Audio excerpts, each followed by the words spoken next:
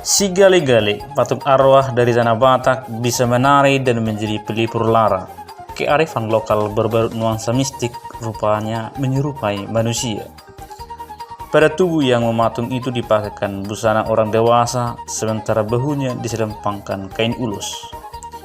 Matanya memancarkan tatapan kosong, namun ketika alunan musik gondang berdentang, tubuhnya bergerak penari tortor yang piawai.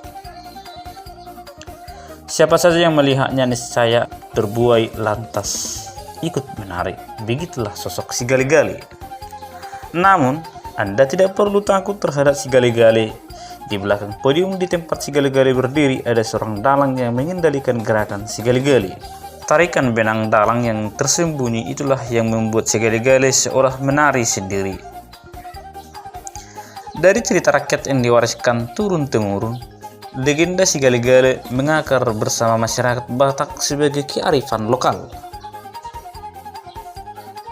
Dikisahkan si Gale-Gale bernama asli Manggale, putra tunggal dari seorang raja. Suatu ketika Manggale gugur ketika bertempur melawan kerajaan seberang. Kematian Manggale menyebabkan duka cita mendalam bagi sang raja. Untuk menghidupkan kembali Manggale, seorang datu menyarankan raja untuk membuat patung yang menyerupai Manggale. Para pemahat terbaik di Santero kerajaan pun dikerahkan. Dengan kekuatan mantra para datu, patung Manggale itu bisa bergerak dan menari. Sang raja pun bungah kembali. Seluruh kerajaan mengadakan pesta 7 hari 7 malam menari bersama patung Manggale. Patung sengketa. Versi lain tentang kemunculan si Gale-Gale syarat dengan nilai adat dan tradisi Batak yang menjunjung betapa pentingnya keturunan. Seorang ahli patung tersohor bernama Datu Panggana. Suatu ketika, Datu Panggana berhasil membuat patung berwujud seorang anak gadis dari kayu yang dipahatnya. Saat Datu Panggana terkagum-kagum menyaksikan hasil karyanya itu, datanglah pedagang bernama Bau Paratiga melintasi hutan.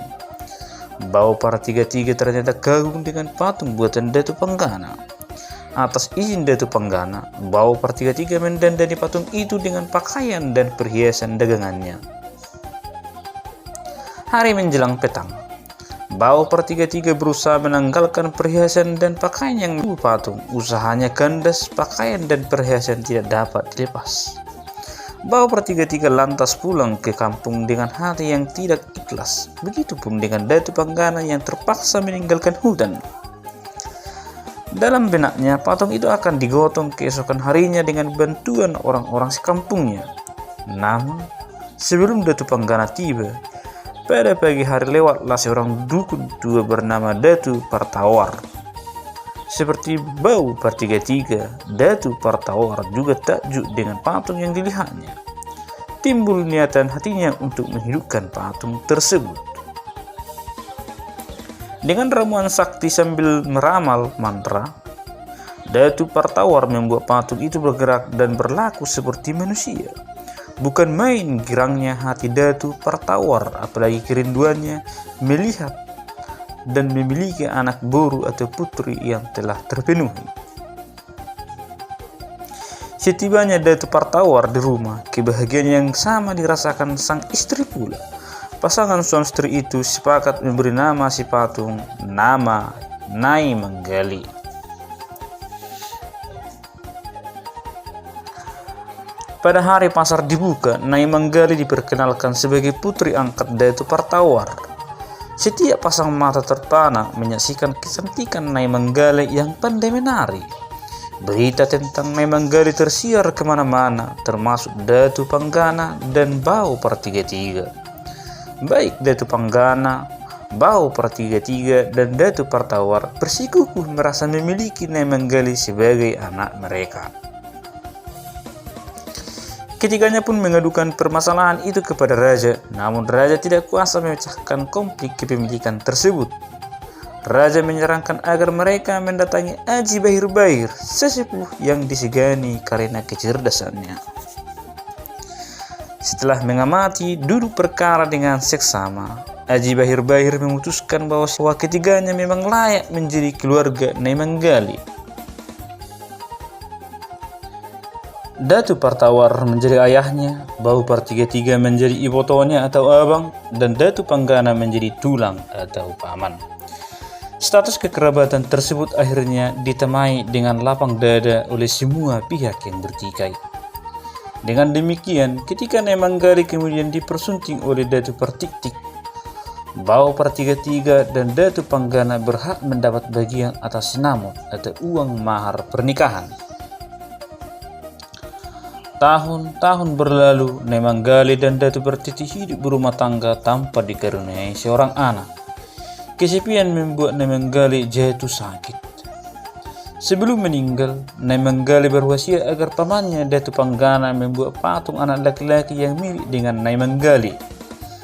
Lagi, Nyai Manggali berpesan hendaknya patung itu diberi nama Sigali-gali, dan sejak itulah patung Sigali-gali sebuah patung kematian. Patung yang senantiasa dibuat bila seseorang meninggal tanpa keturunan.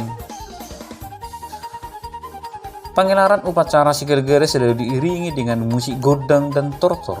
Upacara seperti itu dinamai upacara Papupur Sapatan. Seperti halnya ritual tolak bala, upacara ini bertujuan agar keluarga atau kerabat yang ditinggalkan hendaknya selalu memperoleh keturunan, bukannya seperti orang yang meninggal tersebut. Pada masa lampau, perhelatan ritual Sigali-gali digelar sebagai pesta rakyat megah. Biayanya dikeluarkan terbilang besar. Penyelenggaranya harus sanggup menjamin para keluarga dan undangan yang datang dari berbagai kampung. Menurut kebiasaan Toba, jika seorang meninggal tanpa keturunan lagi, harus diselenggarakan pesta kematian yang besar. Pada kesempatan itulah diadakan tari patung Sigali-gali yang merupakan perwakilan dari orang yang meninggal. Tujuannya sekedar meringankan kehidupannya yang malang di alam baka. Namun semenjak masuknya agama Kristen ke Tanah Batak, upacara Sigali-gali tidak lagi menjadi ritus yang dikultuskan. Kendati demikian, patung Sigali-gali tidak lantas lenyap. Kini ia hanya menjadi sekedar pertunjukan hiburan yang mencerminkan budaya masyarakat Batak.